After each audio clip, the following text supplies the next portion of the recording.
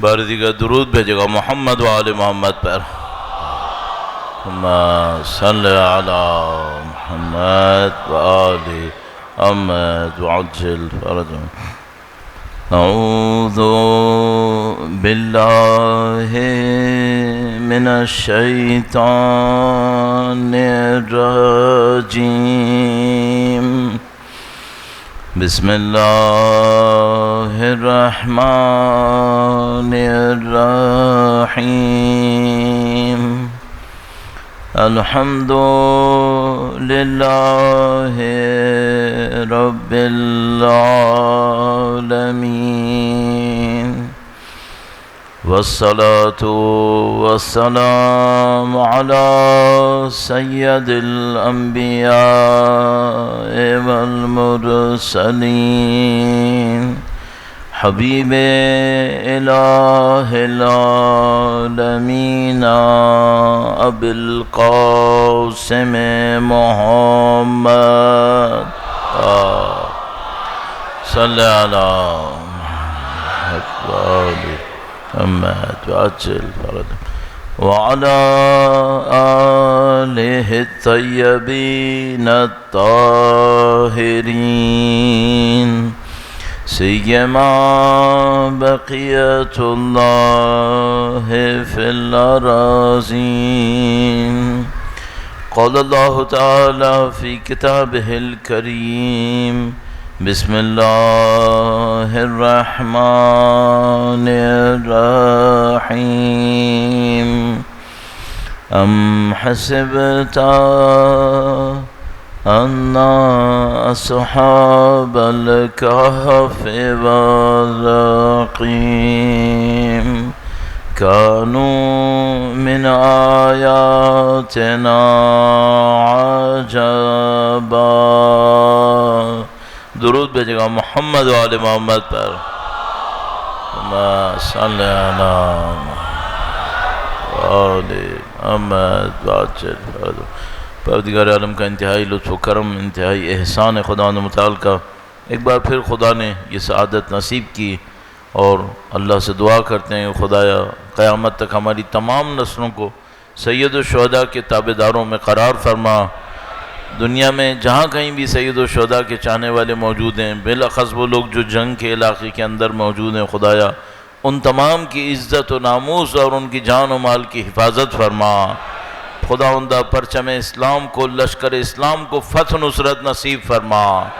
لشکر کفر و نفاق اور قاتلین سید بزرگوار کو نیست و نابود فرما. امام کے ظہور مبارک میں تعجیل فرما. ہمیں ان کی نصرت اور اس راہ میں شہادت نصیب فرما. تمام دعاؤں کی قبولیت کے لیے اور انشاءاللہ پرچم اعزا کی مزید عزت و سربلندی کے لیے درود بھیجیں محمد و آل محمد. صلی علی محمد و آل محمد وعجل فرجهم. یا خدا متعال نے انسان کے اندر بہت ساری صلاحیتیں رکھی ہوئی ہیں، بہت ساری طاقتیں خدا متعال نے انسان کے اندر رکھی ہیں، اور یہ نظام جو انسان کے اندر ہے یہ بہت پیچیدہ نظام. اگر آپ صرف جسم کے اعتبار سے دیکھیں تو آپ جانتے ہیں کہ جو میڈیکل سائنسز ہے اس کے اوپر اربوں ڈالر، سینکڑوں ارب، بلکہ شاید اس سے بھی زیادہ پیسہ ہر سال خرچ ہوتا ہے. اور مثال کے طور پر لوگ کتنا پیسہ خرچ کرتے ہیں جسم کو سنبھالنے کے لیے کہ مثال کے طور پر بیمار نہ ہوں، بیمار ہو جائیں تو علاج ہو جائے، اور پتہ نہیں کیا کچھ دنیا کے اندر ہوتا ہے صرف جسم کے لیے. اب سوچئے کہ یہ جو جسم ہے یہ ایک حصہ ہے، وہ اتنا پیچیدہ ہے. اس کے بعد انسان کے اندر دو حصے اور ہیں، ایک یعنی کم سے کم دو حصے جو ہم جیسے لوگ آسانی سے سمجھ رہے ہیں. ایک جسم کے ساتھ اس کی کیا کہوں گا نفسانی صورتحال ہے. نفسانی صورتحال کو روحانی نہیں کہنا چاہ رہا ہوں، نفسانی صورتحال. کبھی خوش ہوتا ہے، کبھی غمگین ہوتا ہے، کبھی مثال کے طور پر اچانک اس کو افسردگی کا دورہ پڑنے لگتا ہے، کبھی لگتا ہے جیسے ہر کام کرنے کا دل چاہ رہا ہے، کبھی کوئی کام کرنے کا دل نہیں چاہ رہا. نفسانی صورتحال انسان کی مختلف ہوتی رہتی ہے. اب یہ بہت بڑا ایک معرکہ ہے کہ کوئی یہ سمجھ سکے کہ بھئی اس جسم کا اس نفسانی صورتحال سے رابطہ کیا ہے.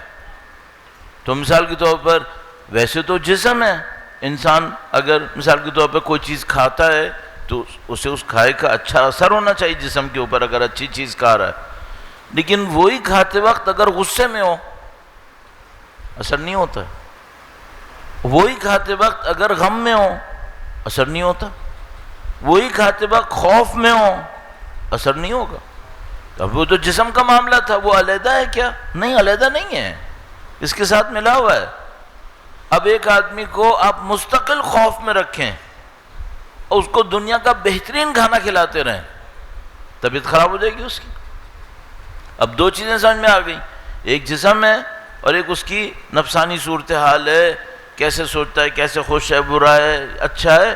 اب سوچیں اس کے پیچھے ایک اور چیپٹر ہے، وہ ان دونوں سے زیادہ مشکل ہے۔ وہ کیا؟ اس کی روحانی صورتحال، اس کی روح کا خدا سے کنیکشن ہے یا نہیں ہے، اس کی روح میں اللہ کی طرف سے جو نورانیت اترے گی اس کو لینے کی طاقت ہے یا نہیں ہے۔ اچھا، اب سوال یہ ہے، یہ جو روحانی معاملہ ہے اس کا جسم سے اور نفسانی صورتحال سے تعلق ہے یا نہیں ہے؟ ہاں، اس کا بھی تعلق ہے، اس کا بھی تعلق ہے۔ اب اگر ایک آدمی روحانی اعتبار سے کمزور ہوگا، ایسی ایسی چیزوں سے ڈرے گا اور اس ڈر سے جسم کو تباہ کرے گا جس سے نہ ڈرتا اگر روح مضبوط ہوتی، تینوں میں تعلق بن گیا۔ تو اب مثال کے طور پر ایک آدمی ہے، اس کو خدا پہ یقین کامل، مثلا بہت بڑی بات ہے یقین کامل، خدا پہ یقین ہے، اچھا یہ ڈرے گا؟ نہیں، یہ نہیں ڈرتا، یہ مطمئن رہتا ہے۔ اگر یہ مطمئن رہتا ہے تو یہ ایسی حالتوں میں مطمئن رہتا ہے جہاں دوسرے خوفزدہ ہو جاتے ہیں۔ اب یہ شاید بہت کم کھائے لیکن اس کا جسم بھی صحیح رہے گا، کام بھی صحیح کرے گا، سب کچھ صحیح ہے۔ اب ہمیں ایک سوال پوچھنا پڑے گا، یہ جو اس کے اندر ایمان ہے وہ کہاں سے آیا؟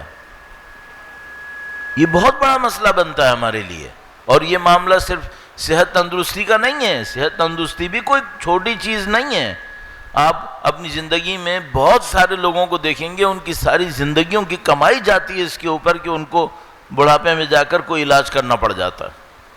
خاندانوں کے خاندان بیچارے کنگلے ہو جاتے ہیں کسی ایک کے علاج کرانے کے اوپر۔ البتہ ممکن ہے کہ کسی کو کہیں سے سپورٹ مل جائے، کہیں سے کچھ ہو جائے، لیکن بہرحال یہ مشکل کام ہے۔ اچھا، اب بعض اوقات کیا ہوتا ہے کہ انسان اپنی جوانی کو ضائع کرتا ہے، اپنے اوپر ایسی سختیاں ڈالتا ہے جس کی شاید ضرورت نہیں تھی۔ کیوں؟ اسے پیسہ کمانا ہے۔ پھر جب وہ پیسہ آ جاتا ہے تو وہ جو صحت اس نے ضائع کی تھی اس کو واپس لانے کے لیے اس سے زیادہ پیسہ پھر گنواتا ہے۔ یہ کیا نظام ہے؟ اسلام اس کے بارے میں کیا کہتا ہے؟ اسلام کہتا ہے اعتدال کرو، اس کو کہتے ہیں عدل۔ عدل میں پہلے بھی عرض کر چکا ہوں، صرف یہ نہیں ہے کہ آپ ایک جج کے سامنے بیٹھے ہوئے اور کوئی مجرم آیا ہے، کوئی ملزم آیا، یہاں عدل ہوگا، نہیں، عدل ہر جگہ پر ہے۔ آپ کے کھانے کے اندر عدل ہے، آپ کے سوچنے میں عدل ہے، آپ کی روحانی معاملات کے اندر عدل ہے، سب میں عدل ہے۔ اگر عدل کرتے چلے جائیں، اب یعنی ایک اعتبار سے بیماری نہیں ہوں گے، لیکن ہم لوگ نہیں ہیں ایسے۔ ہم لوگ اپنے اپنے معاملات کے اندر کہیں نہ کہیں آگے پیچھے ہوتے ہیں، پھر بیماریاں بھی آتی ہیں، پھر وہ نفسانی مسائل بھی آتے ہیں، سب کچھ ہوتا ہے۔ لیکن خدا ہم سے یہ چاہتا ہے کہ ہم اس عدل کے راستے کے اوپر چلیں، اور میں نے عرض کیا یہ سب پیچیدہ ہے، یہ سب ایک دوسرے سے کنیکٹڈ ہے۔ ایک مثال اور عرض کروں گا، درود بھیجے گا محمد و آل محمد پر۔ ما صلی علی محمد و آل محمد وعجل فرجہ۔ بھئی ہمارے قوم کا مسئلہ ہے، الحمدللہ رب العالمین پاکستان میں اہل بیت اطہار علیہ السلام کی چاہنے والے اس وقت کم سے کم ظاہری طور پر پرامن حالت میں گزر رہے ہیں، لیکن یہی چند سال پہلے کیا حالت تھی؟ ہر روز شہادتوں کی خبریں آتی تھیں، ہر روز لوگوں کی باتیں ہوتی تھیں۔ تو مثلا اس زمانے میں ہم سے بہت زیادہ لوگ پوچھا کرتے تھے پاکستان میں شیعت کا مستقبل کیا ہوگا؟ ہم ان سے کہتے تھے کوئی مشکل نہیں ہوگی۔ کیوں؟ مجھے ایک بات سمجھ میں آ گئی تھی، یہ روزانہ بھی ہمیں ماریں گے، ہمارا نمبر بہت زیادہ ہے، ہم تعداد میں کم نہیں ہیں، تو ہم لوگ تعداد کم ہونے سے نہیں مریں گے، یہ مجھے یقین تھا، تعداد کم ہونے سے ہم نہیں مر سکتے۔ صرف مجھے ایک ڈر تھا، الحمدللہ وہ اہل بیت کے چاہنے والوں میں وہ مسئلہ نہیں ہے۔ کس بات سے ڈرتی ہے؟ مرتے کیوں ہے قوم؟ ڈرنے سے مرتے ہیں. جو قوم ڈر جاتی ہے وہ ختم ہو جاتی ہے. اگر قوم نہ ڈرے، شجاعت کے اوپر آ جائے، پھر کبھی ختم نہیں ہوتی، وہ باقی رہتی ہے. الحمدللہ اہل بیت کے چاہنے والے ایسے ہیں. پوری تاریخ کے اندر، یہ جتنی بھی تاریخ ہمارے پاس ہے، بہت کم اہل بیت کے چاہنے والوں کے پاس حکومتیں نہیں ہیں. زیادہ تر مشکلوں میں وقت گزارا ہے. حکومتیں بھی ہوتی تھیں تو ایک حکومت ہوتی تھی، اس کے سارے اطراف میں دشمن بیٹھے ہوتے تھے، جیسے ابھی ہو رہا ہے. ایک اہل بیت اطہار علیہ السلام کے چاہنے والوں کی حکومت ہے، پوری دنیا کا ظلم، پوری دنیا کا کفر، پوری دنیا کی منافقت ان کے خلاف کھڑی ہوئی ہے. یہ ہمیشہ کا معاملہ ہے. تو یہ اہل بیت کے چاہنے والے زندہ کیوں ہیں ابھی تک؟ اور الحمدللہ کس طاقت کے ساتھ زندہ ہیں. الحمدللہ فخر سے سر بلند کر دیا اس جمہوریہ اسلامی نے اور رہبر معظم کی تربیت یافتہ قوم نے. الحمدللہ رب العالمین. عظمت اسلام، عظمت اہل بیت اطہار اور ان کے ماننے والوں کی مزید فتح و نصرت کے لیے درود بھیجیں. محمد و آل محمد.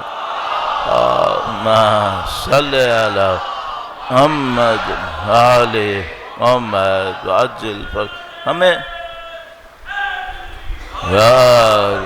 خبریں شاید اتنی نہیں مل رہی ہوں گی ہمیں، لیکن میں آپ کو گارنٹی سے عرض کر رہا ہوں کہ جو کچھ اس وقت دنیا کے اندر انجام پا رہا ہے اور جو کچھ الحمدللہ اہل بیت کے چاہنے والے دنیا کے کفر کے سرکردہ ترین گروہ کے خلاف، یہ امریکہ اور استکبار کے خلاف کر رہے ہیں، یہ کچھ عرصے کے بعد خود ان کے اندر سے لوگ ہمیں بتائیں گے.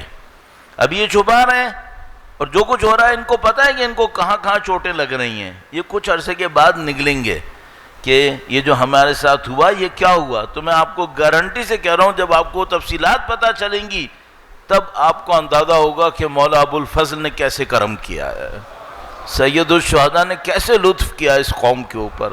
وہ طاقتیں مولا ابو الفضل نے دیں، سید الشہداء نے دیں، جو کفر حیران رہ گیا ہے کہ یہ کہاں سے آ گئے ان کے پاس. اور یہ سب ان کا صدقہ، ان کی نظر لطف. اور انشاءاللہ یہ تمام کوششیں وقت کے امام کے ظہور کی تعجیل کا سبب بنیں گی. امام کے ظہور کی تعجیل کے لیے درود بھیجیں. محمد و آل محمد. اللہم صلی علی محمد آل محمد وعجل فرج. اب ایک سادہ سا معاملہ ہے وہ یہ کہ بھائی جیسے میں نے عرض کیا، اگر کوئی خوف زدہ ہو تو کھانا بھی اس کو نہیں لگتا ہے. اب انسان میں ایک بہت پیچیدہ معاملہ ہے، آج کی دنیا کا شاید سب سے پیچیدہ معاملہ. آپ کہیں گے پتہ نہیں کیا بات کہنے والے ہیں، لیکن میں ابھی آپ کی خدمت میں عرض کروں گا. میں تو اب آپ کو پتہ ہے کہ دنیا میں پتہ نہیں کتنا گھومتا ہوں، لوگوں سے ملتا ہوں، بات چیت کرتا ہوں. اس وقت دنیا کا سب سے پیچیدہ معاملہ کیا بنا ہوا ہے؟ انسانوں کی پریشانیاں، اضطراب. اسے آپ کیا کہتے ہیں؟ Anxiety, depression. یہ اس وقت دنیا کا سب سے پیچیدہ مسئلہ بنا ہوا ہے.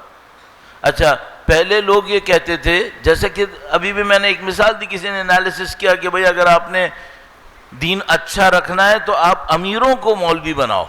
یہ سادہ تجربے، یہ سادہ تجزیے ہوتے رہتے ہیں، ان میں دم نہیں ہے. پہلے لوگوں کے ذہن میں یہ تھا، لوگوں کے پاس پیسہ ہوگا نا، ریسورسز ہوں گے، اور مثال کے طور پر گرمیوں میں ٹھنڈا ہوگا، ٹھنڈا میں گرم ہوگا، اور جو چاہیں گے کھا لیں گے، جو چاہیں گے پی لیں گے، جب چاہیں گے سو لیں گے.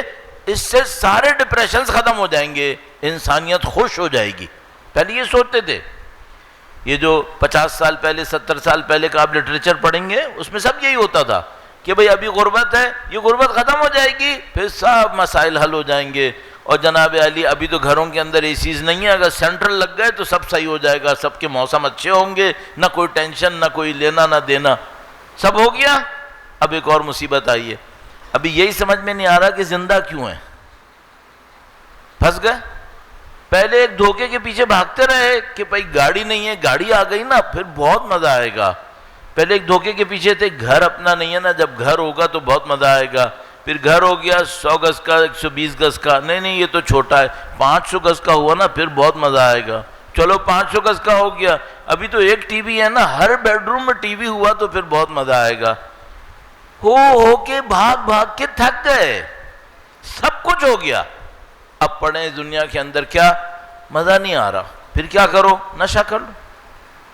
چلو جی نشہ شروع ہو گیا، پھر نشہ کرتے کرتے کیا ہوا؟ اب اس نشے میں مزہ نہیں آ رہا، اگلا نشہ لے لو. اگلے نشے میں مزہ نہیں آ رہا، اس سے زیادہ اوپر لے لو. اب جو دنیا کا مہنگا ترین نشے تھے اس پہ آ گئے، اب بھی مزہ نہیں آ رہا. اب کیا کریں؟ کوانٹٹی بڑھاؤ، ڈوز بڑھا دو. امریکہ میں ہر 24 گھنٹے میں مبالغہ نہیں کر رہا ہوں، نیٹ پہ جا کے سرچ کیجئے، ہر 24 گھنٹے میں 300 سے زیادہ لوگ نشے کی اوور ڈوز سے مرتے ہیں. اوور ڈوز سے سلولی گریجولی جو مر رہے ہیں وہ تو لاکھوں ہیں. ہر روز 24 گھنٹے کے اندر 300 سے زیادہ لوگ اوور ڈوز سے مرتے ہیں. اچھا، یہ جو اوور ڈوز کرتے ہیں جس نشے کی، یہ نشہ سستا نہیں ہے. یہ جو مر رہے ہیں یہ غریب غربا نہیں ہے، یہ پیسے والے لوگ ہیں جن کے پاس دنیا کی ہر چیز پڑی ہے. اب کیوں مر رہے ہیں؟ اب کیوں نشے کر رہے ہیں؟ بھئی نشے کا مطلب کیا ہے؟ اس کو جیتے جاگتے مزہ نہیں آ رہا، تبھی تو یہ بے ہوش ہونا چاہتا ہے. جیتے جاگتے میں مزہ آتا تو بے ہوش کیوں ہونا چاہتا ہے؟ جان مزے لے اپنے. اب دنیا کا مسئلہ کیا بن گیا؟ سکون کیسے آئے گا؟ اب ڈھونڈ رہے ہیں. اچھا، اب سکون کے فارمولے جو پرانے فارمولے تھے اب وہ چل نہیں رہے. پہلے کہتے تھے کہ بھائی چلو تم اللہ سے بات کر لو تو سکون آ جائے گا. اس اللہ کو تو انکار کیے ہوئے برسوں گزر گئے. جو معاشرے پہلے خدا کے ماننے والے تھے، انگلستان جیسے معاشرے 1500 سال کے بعد غیر خدا کے معاشرے بن گئے، خدا کے انکار کے معاشرے بن گئے. اب خدا کو تو نکال دیا. اچھا، پہلے سکون آتا تھا، ماں باپ کے پاس بیٹھ جاؤ، گھرانے کے ساتھ بیٹھ جاؤ. اب ساری فیملیز کی بنیادیں توڑ چکے، خود غرضیاں پھیلا چکے، سب کچھ کر چکے. اب کہاں جائیں گے سکون کے لیے؟ کوئی جگہ ہی نہیں ہے. تو کیا ہوگا؟ یا اوور ڈوز سے مریں گے یا ایک اور راستہ ہے، خودکشی کریں گے. اچھا، اب یہ قبول کرنے کو تیار نہیں ہے کہ ہم نے پچھلے 40-50 سال میں غلط کیا تھا. یہ نہیں مانیں گے. کیوں نہیں ماننا چاہتے؟ پبلک شاید مان لے گی. ان کے اوپر جو سسٹم چل رہا ہے اس کی خواہش یہ ہے کہ پبلک ایسی ہی رہے. کیوں؟ اس میں غلام آسانی سے بنتے ہیں، اس میں لوگ غلام بن جاتے ہیں، آسانی سے غلام بن جاتے ہیں. تو ان کو غلام بنانے کے لیے ایسے ہی پریشان حال قوم چاہیے، اور یہ ایسی پریشانیاں دیتے رہیں گے. اچھا، اگر کوئی ایسا ہوا جس نے تھوڑا بہت اپنے اوپر کنٹرول بھی کیا ہوا تو کبھی اس کو میڈیسن کے نام پر، کبھی الٹے سیدھے کھانوں کے نام پر کچھ نہ کچھ ایسا انجیکٹ کرتے رہیں گے کہ بالآخر وہ وہیں پہنچ جائے گا. یہ ہماری دنیا ہے اس وقت. اب مولا کا بڑا احسان ہے، بڑا کرم ہے، جو میں ہر روز کہتا ہوں نا. ممکن ہے کوئی کہ مولانا ہر روز کیوں کہتے ہو؟ یہ جو میں ہر روز کہتا ہوں نا کہ خدائے تیرا شکر ہے تو نے امام حسین کا فرش نصیب کیا ہوا ہے. اللہم صلی علی محمد وآل محمد وعجل فرج. اللہ اکبر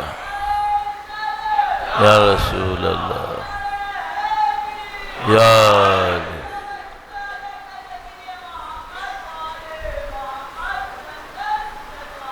اللہم صلی علی محمد وآل محمد وعجل فرج. یہ جو ہم اور آپ کا کنیکشن الحمدللہ رابطہ اہل بیت سے ہے، نبی خدا سے ہے، اللہ سے ہے، یہ اصل حل ہے. اس کے پیچھے اور تفصیلات بھی ہیں. ممکن ہے آپ کہیں گے مولانا ہم نے دیکھا ہے مجالس میں آنے والا بھی کبھی کبھی ڈپریس ہو جاتا ہے. ہاں ہو جاتا ہے، مجھے بھی معلوم. کوئی کمی ہے جس سے ہوتا ہے. یہ آپ کو ڈھونڈنا پڑے گا کہ وہ کمی کیسے دور ہوگی. یہ میرا اس وقت کا موضوع نہیں ہے. اس وقت کا میرا موضوع عزت ہے. صحیح ہے، لیکن یہ میں آپ کی خدمت میں عرض کر دوں گا، یہ سب کنیکٹڈ ہے. یہ سب کنیکٹڈ ہے. آپ اس عزت کے معاملے کو سنبھالیں گے نا تو یہ ڈپریشن کا معاملہ بھی حل ہونا ہے. اس سے پارٹ آف دا سولوشن اس کے اندر ہے. ایک حصہ سولوشن کا اس کے اندر رکھا ہوا ہے، ایک اور حصہ کہیں اور رکھا ہے. وہ کیا ہے؟ جلدی سے عرض کرتا ہوں، ابھی اس کو بیان کروں گا نہیں ہو پائے گا، لیکن میں سوچتا ہوں کوئی سننے والا شاید پک کر لے. اپنے اندر اللہ کی جیسی صفتیں لے کر آؤ، کبھی ڈپریشن نہیں آئے گا. کبھی ڈپریشن نہیں آئے گا. خدا رحیم ہے. جیسے ہی ڈپریشن کا اٹیک ہو کوئی ایسا کام کرو جس سے رحم دلی نظر آئے. خدا رزاق ہے. جیسے ہی ڈپریشن کا اٹیک شروع ہو رہا ہے کوئی ایسا کام کرو دینے والی حالت میں آ جاؤ. کوئی کہے گا میرے پاس پیسہ نہیں ہوتا، دعا دو، فوراً دعائیں دینا شروع کر دو. خدا کی کوئی صفت آپ کے اندر اس وقت آنا شروع ہو جائے آپ ڈپریشن سے باہر آ سکتے ہیں. کیوں یہ ڈپریشن کیوں آتا ہے؟ یہ خدا سے کنیکشن ٹوٹنے کی وجہ سے آتا ہے. جیسے ہی آپ کوئی صفت اپنے اندر لے کر آتے ہیں، یہ ہوتا ہے اصل میں ذکر. اصل ذکر زبان ہلانا نہیں ہے، اصل ذکر خدا کی صفتوں کو اپنے کردار میں لانا ہے. جیسے ہی آپ یہ کام کرتے ہیں ایک میکینزم ٹریگر ہو جاتا ہے. وہ میکینزم کیا ہے؟ تم میرا ذکر کرو میں تمہارا ذکر کروں گا. فَاذْكُرُونِي أَذْكُرْكُمْ. جیسے ہی خدا ذکر کرتا ہے سارے مسائل ختم ہو جاتے ہیں. ذکر خدا یہ نہیں ہے صرف تسبیح لے کے بیٹھ جاؤں، نہیں، میں نے عرض کیا ذکر خدا کیا ہے؟ اللہ کی صفتوں کو اپنے اندر لے کر آؤ. اگر کوئی اس حل کو اختیار کر لے، میں گارنٹی سے کہہ رہا ہوں وہ ڈپریشن سے باہر آ جائے گا فوراً. لیکن اٹیک شروع ہوتے ہی کر لے. کیوں؟ ایک دفعہ اٹیک اسٹیبلش ہو جاتا ہے پھر عقل کام نہیں کرتی، پھر معاملہ ہاتھ سے نکل جاتا ہے شروع ہوتے ہی. اور شروع ہونے کا بھی انتظار نہ کرے، زندگی میں کام ہی یہی بنا لے. اچھا عجیب بات ہے کہ ہماری زندگی میں دعویٰ یہی تھا ہمارا. کیا تھا؟ قربتاً الی اللہ. یہی دعویٰ تھا. تو جو دعویٰ کر رہے تھے اگر وہ کر رہے ہوتے تو ڈپریشن نے آنا ہی نہیں تھا. لیکن کرتے کہاں ہیں؟ نماز پڑھتے ہیں قربتاً الی اللہ، لیکن کوئی قرب نہیں آتا. یہ آنا تھا اس طریقے سے. واپس آتے ہیں عزت والے معاملے پر. درود بھیجیں محمد و آل محمد پر.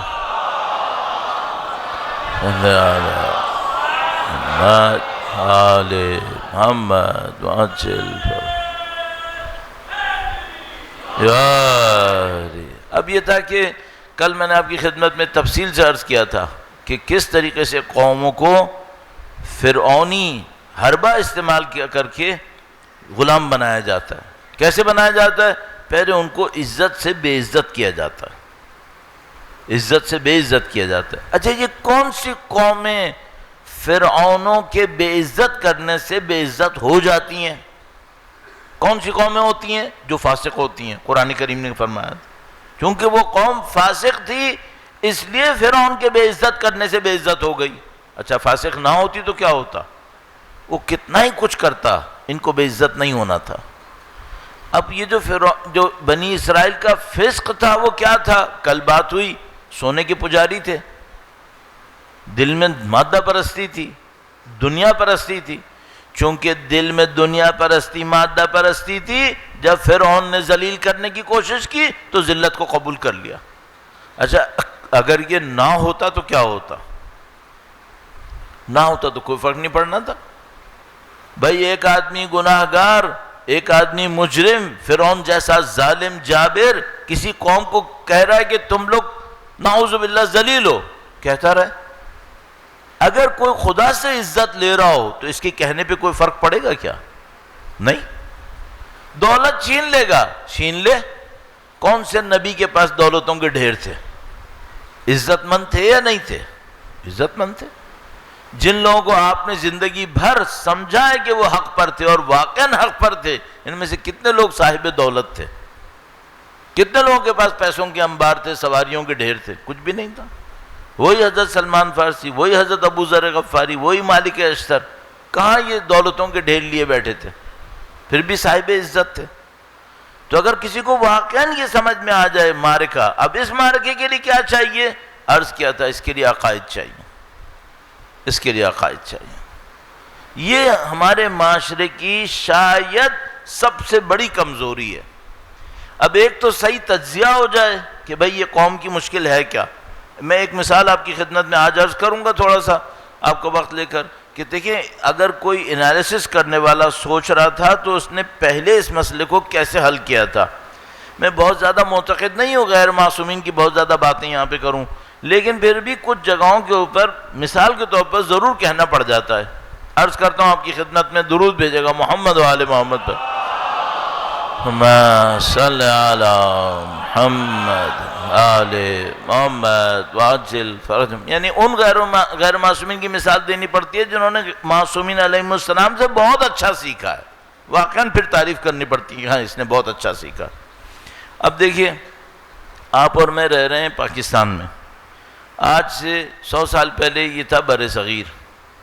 اچھا، یہ جو بر صغیر تھا، یہاں مسلمانوں نے 400-500 سال بہت طاقتور حکومت کی تھی، بہت طاقتور حکومت. یعنی ایسی حکومت کی تھی، کم سے کم 300-400 سال تو کہیں نہیں گئے نا، ویسے تو بہت لمبی مدت کی ہے لیکن 300-400 سال تو کہیں نہیں گئے.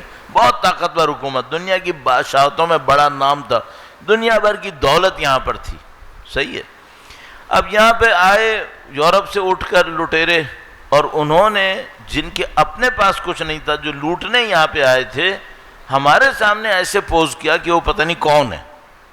آج تک ہم اس غلامی میں پھنسے ہوئے ہیں، آج تک ہم پھنسے ہوئے ہیں. بلا شبہ مجھے کوئی ڈاؤٹ نہیں، ابھی تک ہم بہت سارے لوگ ہمارے ان کی غلامی میں پھنسے ہوئے ہیں. صاحب وہ آئے، انہوں نے غلامی ڈال دی. اب وہ غلامی پڑ گئی. اب علامہ اقبال جیسا آدمی آیا، جب اس غلامی کو آئے ہوئے 100 سال ہو چکے تھے.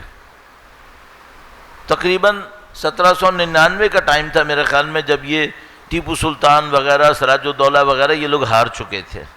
تو اس کے بعد ہندوستان پہ تقریباً قبضہ ہو گیا تھا اور کوئی چیز زیادہ بچی نہیں تھی. وہ پھر 1857 میں جنگ آزادی ہوئی، وہ بھی ختم ہو گئی. تو 1860 تک پہنچتے پہنچتے تو انڈیا کا نام ہی ختم ہو گیا تھا. انڈیا الگ ملک کے نام سے ختم کر کے برطانیہ نے اس کو اپنی ریاست بنا لیا تھا. انڈیا ملک ختم ہو گیا تھا، اس کا نام پڑ گیا تھا برٹش انڈیا.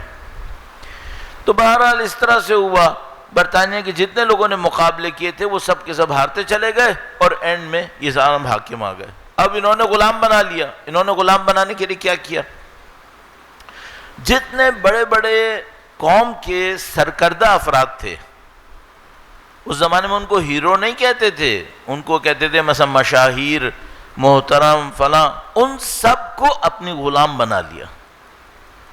تو دہلی جیسے شہر کے اندر جہاں مسلمان اکابر ہوا کرتے تھے، یہ اکابر فقیروں کی طرح گھومنے لگے، کچھ نہیں ہاتھ میں.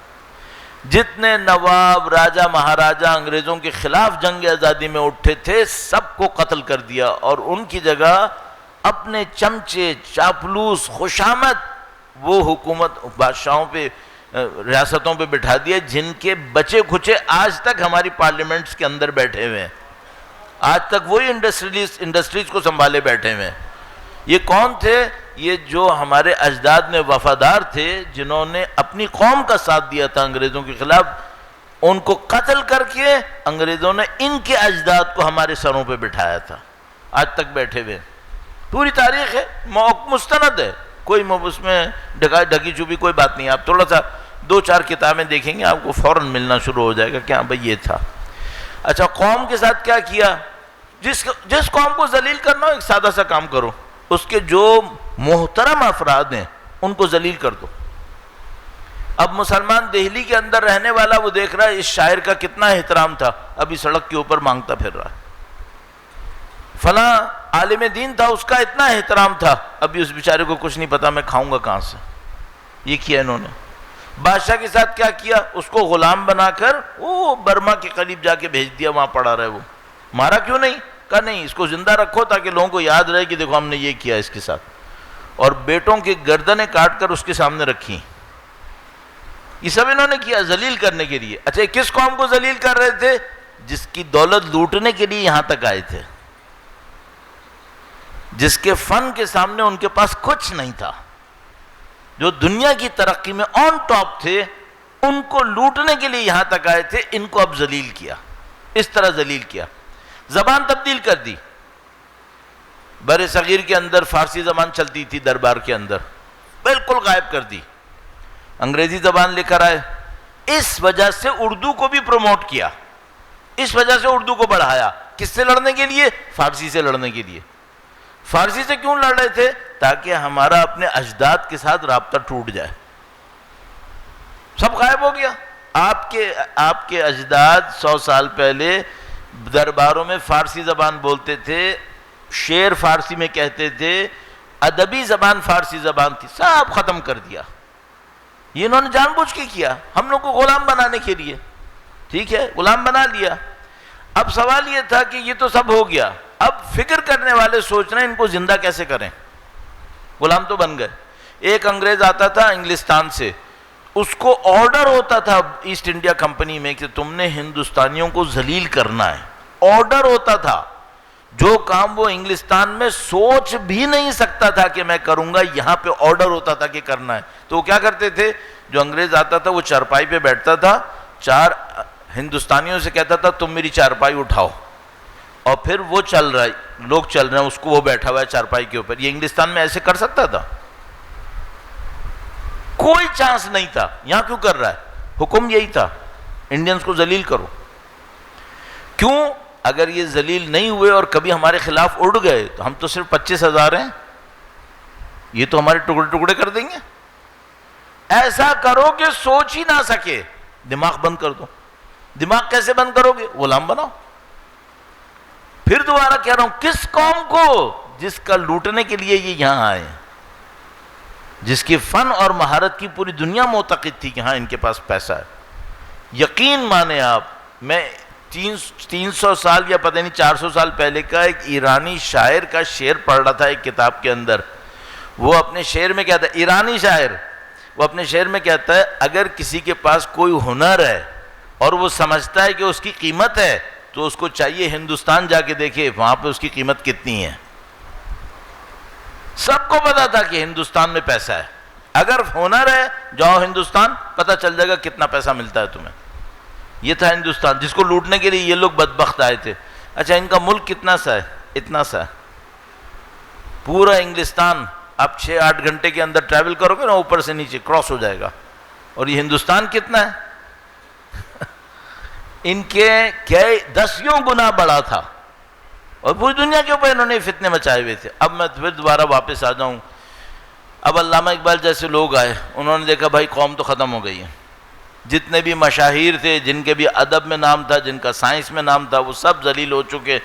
جتنے علماء تھے وہ برباد ہو چکے. اب علامہ اقبال نے وہ چاہ رہے ہیں اس قوم کو دوبارہ کھڑا کریں اپنی جگہ پر. وہ کیا کریں؟ کچھ تو انہوں نے شاعری کی فارسی میں. کیوں؟ ان کو ایک اندازہ ہو گیا تھا کہ ہندوستان کی قوم میں اس جگہ پہ پہنچانا مشکل ہے، ایرانی پہنچ جائیں گے. ان کو اندازہ ہو گیا تھا. وہ سب کو دیکھے ہوئے تھے. ان کا جو تھیسس تھا وہ بھی ایران میں میٹا فزکس کی ڈیولپمنٹ پہ تھا، یعنی فلسفے کی ڈیولپمنٹ پہ تھا. تو وہ ایرانی معاشرے میں کبھی نہیں گئے تھے، لیکن اچھی طرح اسٹڈی کر چکے تھے کہ ایرانی معاشرہ جس کو آج ہم کہتے ہیں انقلاب، وہ لے آئے گا. ہندوستانی معاشرہ یعنی آج کا پاکستان، ہندوستان، بنگلہ دیش یہ نہیں کر پائے گا. تو انہوں نے اردو میں شاعری بہت کی، لیکن فارسی میں بھی اتنی کی. کیوں؟ ان کو پتا تھا اصل اثر وہیں پہ ہوگا. اور وہ کہتے بھی تھے کہ میں عجم کے جوانوں سے انتظار کر رہا ہوں، یہ کریں گے کام. انہوں نے کر لیا. اچھا اب ہمارا انہوں نے حل کیا سوچا؟ اب دیکھیے انہوں نے حل کیا سوچا. سب سے پہلے علامہ اقبال نے ہمیں کہا کہ بھائی تم لوگوں کے لیے میرے پاس حل ہے. فارسی میں بھی یہی حل تھا. وہ کیا تھا؟ اس کو کہتے تھے فلسفہ خودی. فلسفہ خودی. فلسفہ خودی کیا ہے؟ تمہارے اندر اللہ کی ایک امانت رکھی ہوئی ہے، نفس، جو خدا نے فرمایا تھا کہ میں جب اس میں پھونکوں تو فرشتوں سے کہا تم سجدے میں گر جانا.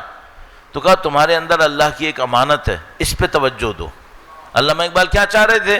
لوگ جسم اور مادیات سے نکل کر روحانیات پہ توجہ دیں.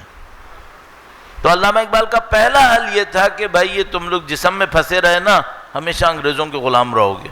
تھوڑا سا روح اور روحانیت کی طرف آؤ. ایک بات. دوسرا کام انہوں نے کیا کیا؟ انہوں نے یاد دلایا کہ مسلمانوں کی عظمت کیا تھی. یہ کیوں کیا انہوں نے؟ تاکہ تمہیں یاد دلائیں گے جو تمہیں ذلیل کر رہے ہیں نا، تم ذلیل ہو نہیں، تم بڑی قوم ہو. اور حل کیا تھا؟ اور حل ہم سے کہتے تھے کہ بھائی تم لوگ اکیلے نہیں رہو، مل کے کام کرو. سب کے اوپر اشعار موجود ہیں. میں شعر کہنے کا عادی نہیں ہوں، لہذا میں ہر ایک کے شعر نہیں بولوں گا، لیکن سب کے اشعار آپ کے ذہن میں خود بخود آ رہے ہوں گے کہ ہاں یہ بھی کہا، یہ بھی کہا. یہ علامہ اقبال کا حل تھا. ایک حد تک صحیح تھا کہ تم معنویت کی طرف توجہ دو، تم اپنی عظمت کو سوچو اور اپنے کنیکشنز کو بڑھاؤ تو تم قوم بنو گے. ہاں یہی ہے. اور یہ جو الحمدللہ اس وقت ہم نے دیکھا کہ ایران کے اندر اس طریقے سے ہوا، رہبر معظم انہوں نے اتنی مدت وقت لگا کر اس قوم کو کہاں سے کہاں پہنچا دیا. فارمولہ یہی ہے. شدت کے معتقد تھے رہبر معظم علامہ اقبال کے، اور ان کے جو اطراف میں ان کے لوگ تھے جو رہبر معظم کے خاندان سے وابستہ تھے، وہ یہ کہتے تھے کہ جب ہم انقلاب کے زمانے میں بہت زیادہ دل برداشتہ ہو جاتے تھے، بہت ہمارا دل کوڑنے لگتا تھا اپنے قوم کے اوپر، تو ہم علامہ اقبال کے شعر پڑھ کے ہمت لیتے تھے۔ یہ رہبر معظم نے کہا۔ جب پہلی دفعہ انقلاب کے بعد علامہ اقبال کے اوپر کانفرنس ہوئی، سیمینار ہوا، تو رہبر معظم نے کہا کہ یہ میری زندگی کی آرزوؤں میں سے ایک آرزو تھی کہ علامہ اقبال کے کام کو اپنے معاشرے میں انٹروڈیوس کرواؤں۔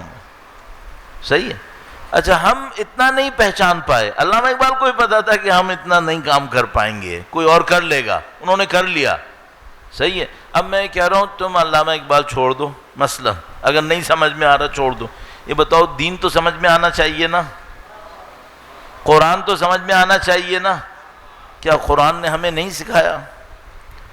قرآن ہمیں کچھ اور طرف لے جانا چاہ رہا ہے، قرآن کریم ہمیں عظمت کی طرف لے جانا چاہ رہا ہے۔ اور وہ کیسے حاصل ہوگا؟ اس کا فارمولہ یہاں سے شروع ہوگا۔ درود بھیجے گا محمد و آل محمد، صلی علی محمد و آل محمد وعجل فرجہم۔ آپ لوگ یقین مانیں، بہت سارے لوگ ہمارے جیسے بولنے والے سوچتے ہیں کہ اتنی گہرائی میں جانے سے لوگ بور ہو جاتے ہیں، لوگ کچھ اور سوچنے لگتے ہیں۔ میں نے تجربے سے سیکھ لیا ہے کہ آپ لوگ گہرائی میں جا سکتے ہیں، یہ میں نے سیکھ لیا ہے، لہذا اب میں ان گہرائیوں میں جانے سے نہیں ڈرتا۔ اور میں زیادہ سے زیادہ کیا ہوگا، دیکھو سادہ سی بات ہے، کیا ہم لوگوں کی پسند ناپسند کی خاطر اپنی ذمہ داریاں چھوڑ دیں؟ یہ نہیں ہو سکتا۔ ہمیں اپنی ذمہ داری پوری کرنی چاہیے، چاہے کوئی پسند کرے چاہے کوئی پسند نہ کرے۔ الحمدللہ اب تو لوگ بھی پسند کرتے ہیں، لوگ سننا چاہتے ہیں، کیونکہ لوگ تھک گئے ہیں، واقعاً ان مسائل کو دیکھ دیکھ کے تھک گئے ہیں، ان مصیبتوں کو دیکھ دیکھ کے تھک گئے ہیں۔ اب اس میں قرآن کریم نے حل کیسے کیا؟ اب دیکھیے، بہت مشہور و معروف آیت سے لوں گا۔ بسم اللہ الرحمن الرحیم۔ أَرَأَيْتَ الَّذِي يُكَذِّبُ بِالدِّينِ فَذَلِكَ الَّذِي يَدُعُّ الْيَتِيمَ وَلَا يَحُضُّ عَلَى طَعَامِ الْمِسْكِينِ۔ ان تین آیتوں پہ غور کریں۔ أَرَأَيْتَ الَّذِي يُكَذِّبُ بِالدِّينِ، تم نے اس کو دیکھا جو دین کا انکار کرتا ہے۔ اب دین کا انکار، کچھ لوگوں نے کہا بھئی اس کا مطلب دین ہے، کچھ لوگوں نے کہا یوم الدین ہے، یعنی قیامت۔ صحیح۔ جو یہ دین کا انکار کرتا ہے یہ ایک عقیدہ ہے، اس کا عقیدہ یہ ہے، عمل کیا ہے؟ یدعو الیتیم ولا یحض علی طعام المسکین، یتیم کو دھکے دیتا ہے، مسکین کو کھانا نہیں کھلاتا۔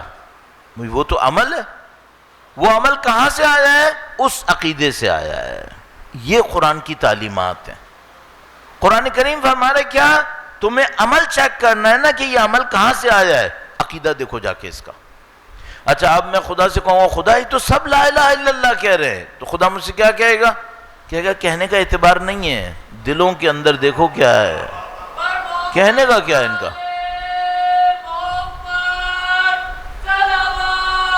اللہم صلی علی محمد وآل محمد وعجل فرج۔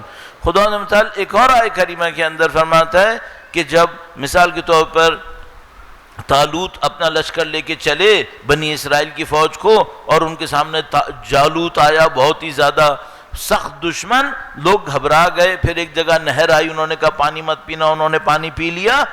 اب وہ لڑنے کے قابل نہیں رہے، اب تھوڑے سے لوگ مومن رہ گئے۔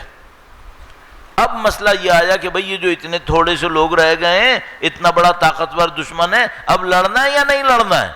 تو خدا نے متعال فرمایا جو تھوڑے سے تھے نا، ان کے اندر ایک خوبی تھی، یظنون انہم ملاق اللہ، ان کو یہ پتا تھا کہ انہوں نے کبھی اللہ سے ملنا ہے، ان کو لقاء اللہ کا یقین تھا، ان کو پتا تھا کہ ہماری دنیا یہاں پہ ختم نہیں ہوگی، ہم جا کے خدا سے ملیں گے، انا للہ و انا الیہ راجعون۔ ان کو لقاء اللہ پر اطمینان تھا، چونکہ ان کو لقاء اللہ پہ اطمینان تھا، انہوں نے کہا کم من فئۃ قلیلۃ غلبت فئۃ کثیرۃ باذن اللہ۔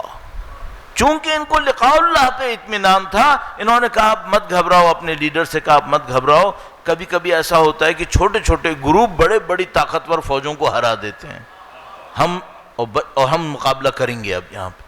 اب خداوند متعال کیا فرما رہا ہے؟ اگر تم یہ دیکھ رہے ہو نا کہ ایک قوم پوری دنیا کے کفر سے ٹکرا رہی ہے، جا کے ان کے عقیدے دیکھو، انہوں نے عقیدے پہ محنت کی ہے، اور یہ وہ کام ہے جو رہبر معظم نے 30-38 سال کے اندر کیا، کہ عقیدوں کو کتاب سے نکال کر معاشرے کے اندر پہنچا دیا.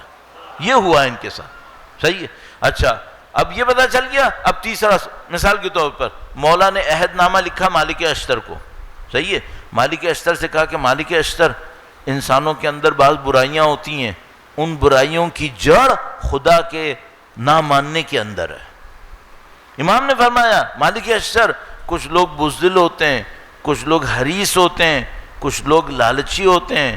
پھر مالک اشتر سے کہا مالک اشتر، یہ تمہیں بظاہر 3 علیحدہ علیحدہ صفتیں نظر آئیں گی، تینوں کی جڑ اس میں ہے، انہوں نے خدا کے بارے میں بدگمانی کی ہوئی ہے. وہ تو عمل ہے. امام فرما رہے ہیں عمل میں بری عادت کی جڑ تمہیں دیکھنا ہے. کہاں دیکھو؟ عقائد میں دیکھو. اگر ایک دنیا میں لوگ مادہ پرست ہیں، اس کا مطلب کیا ہے؟ یہ عقیدے میں کمزور ہیں، یہ عقیدے میں کمزور ہیں. یہ عقائد کی اہمیت ہے. اب آپ خود انصاف سے بتاؤ، ہمارے یہاں عقائد کہاں سیکھتے ہیں؟ سوائے کوئی 5-10% بچوں کے جو عقائد کی کلاس میں کہیں جاتے ہوں گے، کہاں عقائد سیکھتے ہیں ہم لوگ؟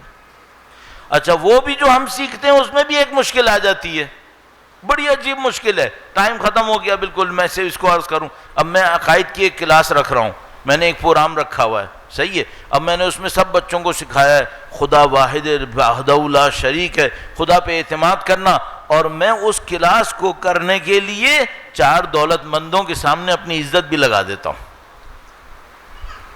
اور اس کلاس کے پرائز ڈسٹریبیوشن کے اندر ان دولتیوں کو بلاتا ہوں جن کا عمل سے کوئی تعلق نہیں ہوتا، اور ان سے انعام دلاتا ہوں. یہ توحید سیکھ پائیں گے؟ کہاں توحید سیکھیں گے پھر؟ یہ تم نے تو توحید کو اپنے عمل سے خود ہی پامال کر دیا. کیوں تم نے دولت کو اتنا احترام دیا؟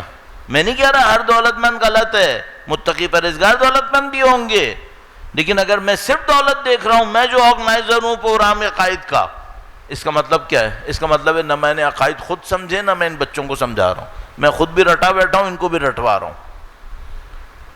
نماز پڑھتا ہوں، آج تک نہیں سمجھ پایا اس نماز کا ظلم کے خلاف مقابلے سے تعلق کیا ہے. اس کا مطلب کیا ہے؟ میں نے جسمانی حرکتیں سکھا دی ہیں، روح نماز نہیں سکھا پایا. ورنہ نماز برائی بے حیائی سے کیوں نہیں روک رہی؟ یہ ہماری مشکل ہے. تو ابھی ہمارے ساتھ مشکل کیا ہے؟ لب لباب یہ تمام عزت بے عزت کا معاملے میں آپ آ جائیں، اس کے اوپر ابھی تفصیل سے اور عرض کرنے ظاہر پر. اس کو جا کے کہاں چیک کریں گے؟ عقائد میں چیک کرو. اب مجھے کل آپ کی خدمت میں یہ عرض کرنا ہے کہ اچھے عقائد سے عزت کا اچھا مفہوم کیسے بنتا ہے، اور یہ آدمی کہاں سیکھے، یہ کہاں سیکھے، کہاں سے شروع ہوتا ہے. بہت ساری چیزیں ہم لوگ ایسے کرتے ہیں جو ہمارے بچوں میں 30 سال کے بعد ظاہر ہونی ہے، ہمیں پتہ نہیں ہوتا، کر بیٹھتے ہیں. 30 سال بعد پتہ چلے گا بچہ ایسا ہو گیا. کیوں؟ تم نے 30 سال پہلے ویسا کیا تھا.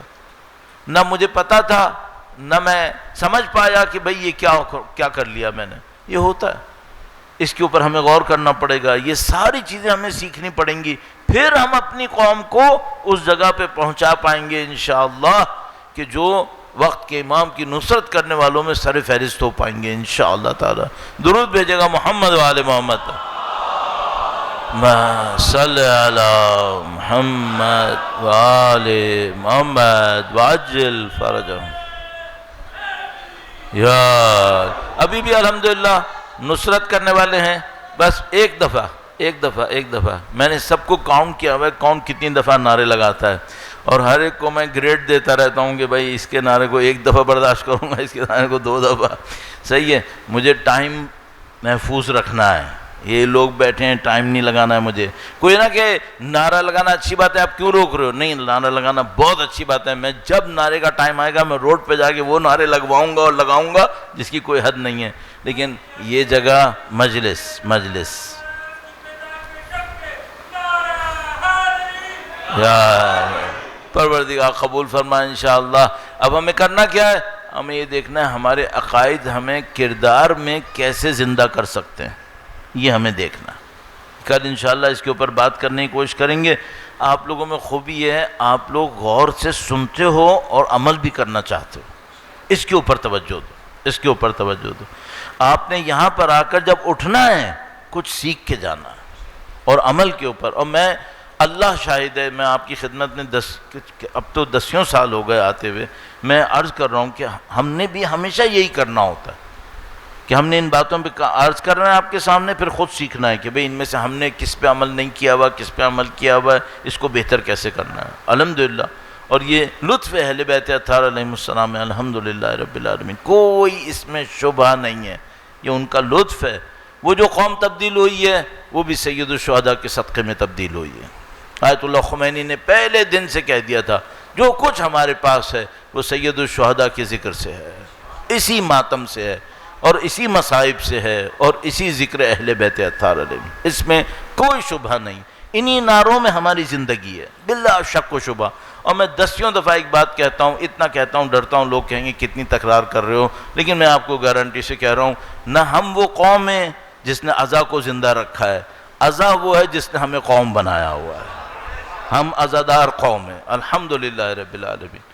میں کبھی جاتا ہوں باہر تو ہم سے پوچھتے ہیں بھائی آپ مثال کے طور پر آپ کے والدین کون تھے اور یہ تھا وہ تھا، تو میں کبھی کبھی جب موڈ میں ہوتا ہوں تو میں کہتا ہوں دیکھو بھائی یہ سب باتیں چھوڑ دو، میری ماں بھی عزادار تھی، میرا باپ بھی عزادار تھا، مجھے یہ پتہ ہے بس، باقی کس قوم قبیلے کے تھے یہ سب چلتا رہتا ہے، لیکن اصلی بات کیا ہے، ہم ماتمی ہیں، ہم عزادار، الحمدللہ حب اہل بیت میں جئیں، حب اہل بیت میں ہی مریں گے انشاءاللہ تعالی، اسی میں ہماری عزت ہے اور ہم نے اسی میں عزت ڈھونڈنی ہے اپنے لیے۔ ہم نے دنیا کے فاسقوں سے عزت نہیں ڈھونڈنی ہے، ہم نے اگر عزت ڈھونڈنی ہے تو بی بی زینب سلام اللہ علیہ کے سامنے ڈھونڈنی، اگر ہم نے عزت ڈھونڈنی ہے تو امام سید سجاد کے سامنے ڈھونڈنی ہے۔ ہماری عزتیں ان کے ہاتھ میں ہیں اور ان کی پیروی میں ہماری عزت ہے، ہماری عزتیں یہاں پر ہیں۔ ہم تو حر کے ماننے والے ہیں جو دنیا کو ٹھکرا کر امام حسین کے قدموں میں آ گئے تھے، ہم ان کے ماننے والے۔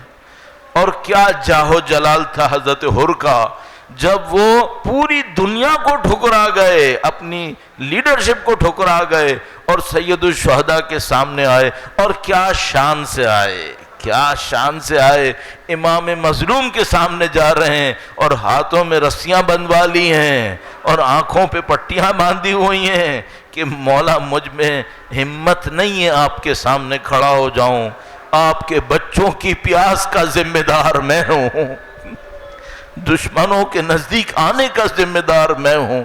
اور اس عالم میں جب سید الشہداء کے پاس جاتے ہیں، اب ہم سب کو ایک بات معلوم ہے، سید الشہداء کون ہیں؟ یہ کریم خاندان کا کریم امام ہے۔ کریم شخص میں خوبی کیا ہوتی ہے؟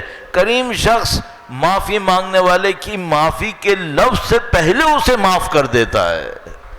تو ابھی وہ سید الشہداء کے سامنے پہنچے ہی تھے کہ امام حسین نے گویا اپنے گلے سے لگا لیا اور کہا حر تمہاری توبہ قبول ہے۔ اب حر بڑے بےتاب ہوئے اور کہا کہ مولا اگر میری توبہ قبول ہے تو مجھے محاذ میں جانے کی اجازت فرمائیں۔ سید الشہداء نے اصرار پر اجازت بھی دے دی۔ اب سید الشہداء کی اجازت پر پہلے بعض روایات جو علماء بیان کرتے ہیں، میں اس معاملے میں علماء کی تأسی کرتا ہوں، پیروی کرتا ہوں، اور کہ ان کے جو مشہور اقوال ہیں ان کو ذکر کرتا چلوں، تو اس میں بیان کرتے ہیں کہ پہلے حضرت حر نے اپنے بیٹے کو بھیجا اور ان کا بیٹا گیا جنگ کرنے کے لیے، اور جب وہ بیٹا گیا تو کبھی حر ادھر پہلو بدلتے تھے، کبھی ادھر پہلو بدلتے تھے۔ جو لوگ جوانوں کے غم کو اٹھا چکے ہیں ان کو پتا ہوگا کہ جب بیٹا مرتا ہے تو کیا ہوتا ہے، اور حر کا بیٹا جب زمین پر گرا گویا تو حر بڑے لاشا لینے کے لیے سید الشہداء نے فرمایا حر توبہ کرنا آسان ہے لیکن تمہارے بیٹے کا لاشا میں لے کر آؤں گا، میں کہوں گا مولا آپ کی عظمت کو میرا سلام۔ بس وہ لمحہ یاد آتا ہے جب اکبر کا ایڑیا لگانا تھا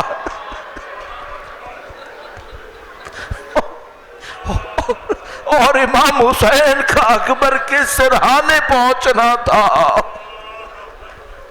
نہیں معلوم وہ کون سا مقام امتحان تھا کہ جب سید الشہداء نے اکبر کے لاشے کو دیکھا اور فرمایا وَعَلَى الدُّنْيَا بَعْدَكَ خَلَّفًا، اکبر تیرے بعد دنیا میں کچھ نہیں ہے. اور نہیں معلوم وہ کون سا لمحہ تھا. یہ سید الشہداء اتنے کریم تھے، کبھی جون کے لاشے کو اپنے زانوں پہ رکھتے تھے، کبھی حور کے بیٹے کا لاشا اٹھاتے تھے. اب ایک وقت آ گیا اپنے سے بڑے جوان کا لاشا اٹھا رہے، اور کس عالم میں اٹھایا کہ بی بی زینب کبریٰ کہہ بیٹھی بھیا میں آؤں لاشا اٹھانے کے لیے. اب مجھے نہیں معلوم جب بی بی زینب کبریٰ علی اکبر کا کٹا ہوا سر دیکھتی ہوگی، الا لعنۃ اللہ علی القوم الظالمین وَسَيَعْلَمُ الَّذِينَ ظَلَمُوا أَيَّ مُنْقَلَبٍ يَنْقَلِبُونَ. پروردگارا جنہوں نے اہل بیت پہ ظلم کیا انہیں بدترین عذاب میں مبتلا فرما. پاک پروردگار پرچم اہل بیت اطہار کو مزید عزت، استحکام، طاقت، توانائی نصیب فرما. ان کے ماننے والوں کو کفر و نفاق پہ فتح و نصرت نصیب فرما.